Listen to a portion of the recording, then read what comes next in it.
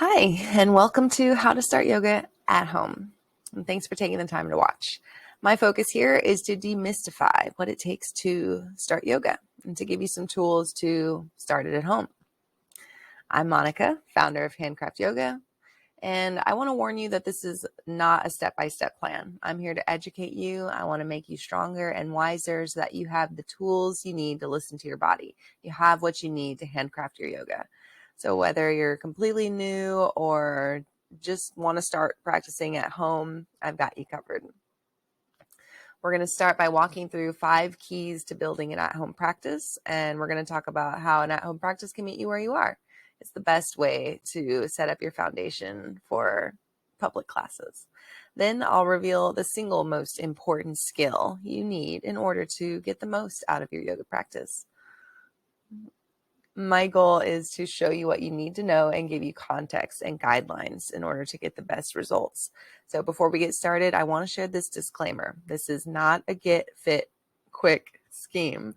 What I am about to share is the opposite. Yoga is a process of connection, and just like any loving relationship, it grows over time.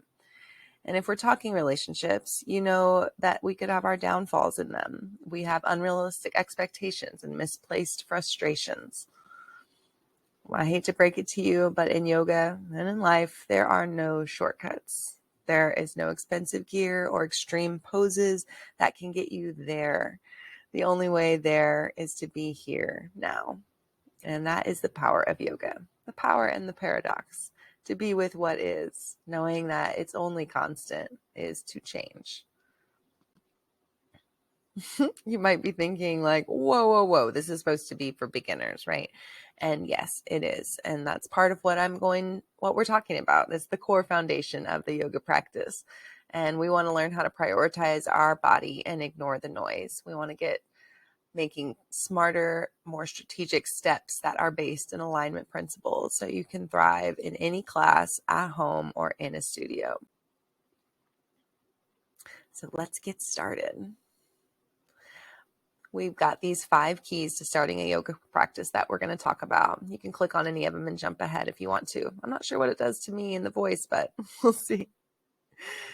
So the first key is to clarify your intention, which basically means what are we trying to get out of practice today?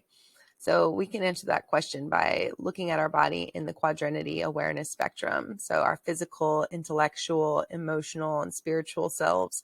We can ask, where might we get the most benefit today? Do we really want to sweat and flow? Do we want to sit in stillness? Do we want to learn about anatomy? Do we need something that blends? Because frankly, there are classes that can meet at any of those levels, any of those styles. So you don't always have to do one thing, but also you can if that's what you want to do and what feels best for you. So another part of clarifying our intention is being honest about how much time we can dedicate. Perhaps we think we only have 5 minutes, but we could really do 15. Or maybe we're trying to force an hour and it's just never working, and so we don't do it at all. But the key here is to just do what we can with what we have. And the next key is to find our supportive props. This is a big one. This starts from the thing we roll out onto the floor, the sticky mat. When a good yoga mat is broken in, you can kind of feel like your hands turn into gecko pods. We want a mat that doesn't slide when you get a little sweaty and try to press your hands down and away. We want to have traction and support so we can get something that we want to practice on, that we like to practice on, so that we will indeed practice on. And speaking of props, also we want to try working with support like blocks, blankets, bolsters, and straps to assist our bodies in a variety of ways. An ordinary block suddenly becomes a rectangle of hope. A regular old strap becomes a go-go gadget arm, and the blanket can give the perfect padding against the hard floor. Not only are these tools helpful to make poses accessible, but they're also great to help train the body to feel certain actions. These resources are staples in my yoga practice, and I encourage all of my students to give props a chance. There is no shame in the prop game. It's only a shame if you don't acknowledge what you need. So no need to buy anything new. Just use what you have. Get creative with prop simulators. Again, the message is to do what you can with what you have. As we move on to key number 3, we're going to be patient with the lingo. It sounds like another language because it is. Sanskrit is over 5,000 years old, and that's the language that this practice was recorded in. And yoga is Sanskrit for union. Prana means life force or breath. Asana means posture. And with many iterations stemming over the years, many branches, many styles of yoga, they all teach the practice a little differently. And they offer different types of cues to help students navigate from poses. Some cues are very anatomical, practical. Some cues are very emotional and intangible. Some are metaphorical and super deep, and they all have their place. We might prefer a different style of cueing depending on our learning style, our personality type, the season, where we are that day. So don't get caught up in the lingo. Focus on listening to your body, and just know that you'll learn more context over time as movements start to imprint on your body, and you create a muscle memory. I've heard, and myself included, I've heard many times people say, I know that I've heard this cue before many times, but it really didn't land until today. Today it worked. And so just remember that we're not expected to know everything, but especially in the beginning, we're not expected to understand it all here. So again, just do what you can with what you have. And the 4th key is to honor our body. So doing what we can with what we have, we are honoring the body in every class, every breath. You've probably overheard the sentiment, honor your body. But it really is important as a reminder of our boundaries and the fact that this yoga can be a lifelong practice. We can grow and change over many, many years if we do it with respect and consistency. So being consistent about honoring the body and being okay where we are. And just remembering the big metaphor of this lifelong practice. If we were trying to climb, say, Mount Everest, we would never expect to just decide and then be at the top of the mountain on the next day. We would need to prepare. We'd need to train. We would need to acclimate. We move forward. We rest. We charge. We celebrate tiny victories. We conserve our energy. We push a little harder. We learn not to take our breath for granted, kind of back and forth, making it to that final summit, if ever we could find one. And yoga is really not that much different from climbing a ginormous, snowy, terrifyingly beautiful mountain. When we take time to honor our environment, we can avoid injury in our bodies. When we connect to a regular practice, we get to know what our baseline feels like, so we can come back to it with more ease. There are programs out there that will demand more of a purely physical approach, and so you got to be aware of feeling like you have to try something you aren't really prepared for. So that's why this key is so important.